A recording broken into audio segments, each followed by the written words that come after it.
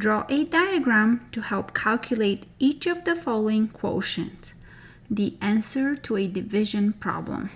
So according to the directions, we are to draw a diagram for the division problems. I can see the division symbol, and they're saying where we are calculating quotient. And also, when you see parentheses like that, they're telling us what it is. So quotient means the answer to a division problem. So that's what we're looking for.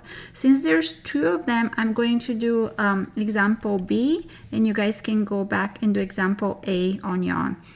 So let's record. We'll leave some space yourself. And it's probably easier if we have graph paper.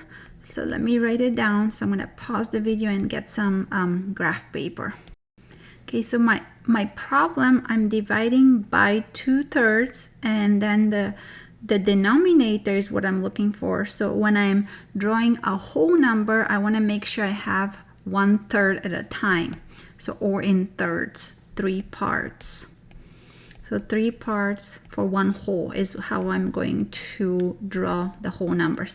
And we're given 6 whole numbers. So on my number line, if I start from here, 1 square will be 1/3, 2/3, so that will be 1 whole. So 0 to 1. So I'm going to draw all the way to 6 in groups of 3. So that will be the second whole number, and so on. So pause the video and do that on your own, and you could separate them like that. So after you have it drawn all the way to 6, on purpose I don't have all the way to 6, but you should. Remember how I said we're dividing in thirds because of the denominator. Now the question is, how many 2/3? So now, how many 2/3? So 2 parts. 2/3 is 1, 2 of them. So how many 2/3 go into 6? That's like what we're looking for. That's what division means. So 6 divided by 2/3 means exactly that. How many 2/3 go into the 6?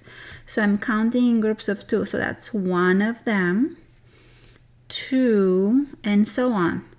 So keep counting until you get to the end, and the end will be 6. So that's how you can answer this question. And similarly, do the same thing for example A.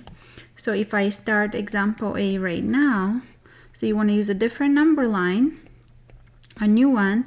So when you're drawing your number line, it's still looking for what is each whole going to be divided. So you will still go into thirds, but this time you're counting 1/3, 1 part, and how many will go into. So finish this problem on your own.